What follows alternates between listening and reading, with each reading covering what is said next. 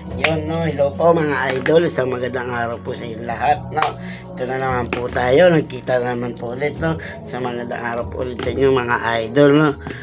Yun, no, mga idol, ang tipong tips today at topic, no, ang fatty liver, no, mga ka-vlog, no, para maiwasan natin, no, mga ka-vlog. At yun na nga, shout out ko nga pala ulit ang aking mga solid followers, supporters, no, at naway tuloy-tuloy po ang inyong pagsuporta, no, mga ka-vlog, para tuloy-tuloy din ang ating mga videos at tips, no, mga ka-vlog.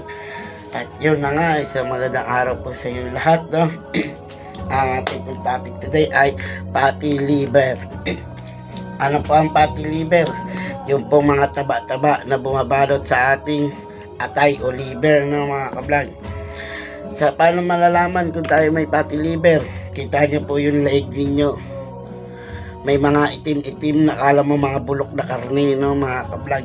Yun po ang fatty liver, no, mga ka-vlog. Sabihin, hindi na healthy ang iyong liver, no, nababalutan na siya ng taba, no, mga ka-vlog. Siyempre may remedy dyan, no, mga ka-vlog, na prutas, no, mga ka-vlog. Makinig po kayo mabuti, no, mga ka-vlog, at naway may matutunan po kayo, no, sa paano yung kakainin, no.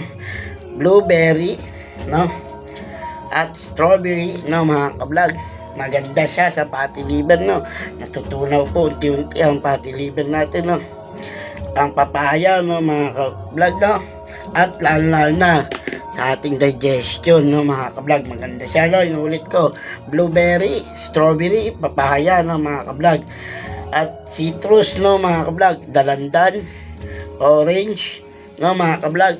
Yun po ang gawin nating juice, no, mga ka-vlog. Inulit ko, citrus, dalandan, orange, no, mga ka-vlog, at kalamansi, no, mga ka-vlog. At ang pangatlo, bell pepper, no, mga ka-vlog. Suha, guava, no, mga ka-vlog. Bakit? Mayaman sa vitamin C ang bell pepper, suha, guava, no, mga ka-vlog, no, para po maiwasan natin ang taba sa ating liver, no, mga ka-vlog, no.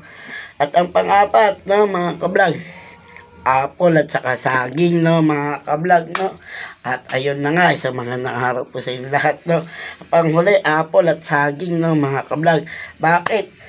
Susunugin ng apple at saging, no, mga ka-vlog, ang mga pati natin, no, mga ka-vlog, at maiwasan natin, no, ang pagbalot ng taba sa ating liver, no, mga ka-vlog. Naulit ko, paano malalaman ang fatty liver? Yung itim-itim sa leeg natin o taba natin, no, sa ating katawan, no, mga ka-vlog.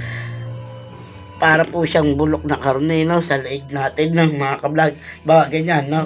Yan, kung yung mga itim-itim dyan na akala mo bulok na karne, no, na hindi nawawala kahit anong kuskus natin, akala natin libag lang, no. Fatty liver na pala, no, mga ka-vlog. Sa magandang buhay po sa inyo, mga ka-vlog. At naway may natutunan na naman po kayo, no, sa ating tips, no, sa mga prutas na aking nabanggit, no, mga ka-vlog.